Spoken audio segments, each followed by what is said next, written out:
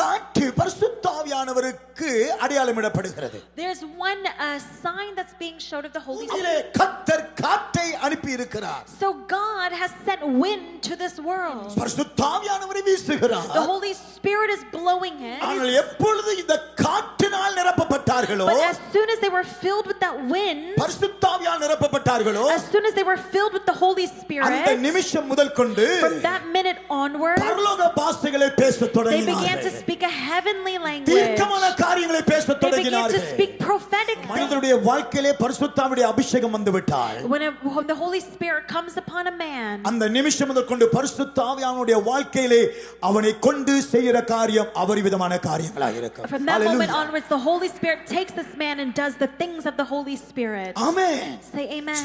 நாங்கள் பவுலை பார்க்கும் பொழுது And when we think about Paul, சபைகளை சித்திரவதை பண்ணியவன் he அவன். persecuted the churches. சபைகளை நொறுக்கினவன் அவன். He persecuted and he killed people. கர்த்தரை ஆராதித்த ஜனங்களை கொண்டு சிறையிலே அடைத்தவன் அவன். He captured and he put those who worship the Lord in prison. இப்படியான ஒரு கிரிமினலாக இருந்ததாகிய இந்த Saul, This criminal man named Saul, பரிசுத்த ஆவியானவர் நிறைத்து when he was filled with the Holy அவனை Spirit, பவுலாக மாற்றி he was changed into உலகம் Paul. முழுவதும் சபைகள் ஸ்தாபிக்கத்தக்கதாகிய அஸ்திபாரமான உபதேசங்களை அவனை கொண்டு இன்றைக்கு உலகத்துக்கு கொடுத்திருக்கிறார். ஹalleluya சொல்லுங்க The பார்க்கலாம். minute the Holy Spirit filled him, he became a founder and a foundation for the establishment of churches around the world. பரிசுத்த ஆவியானவருடைய வாழ்க்கையை பெற்றுக்கொள்ள முன்னே உங்களுடைய வாழ்க்கை எப்படி, உங்களுடைய குடும்பம் எப்படி, உங்களுடைய பின்னணி எப்படி, அவைகள் எல்லாம் நரகம் போல When காணப்பட்டார். the Holy Spirit fills you, what you did in the past and who you were before is completely passed away. நரக வாழ்க்கையா இருந்தாலும், Even if you were in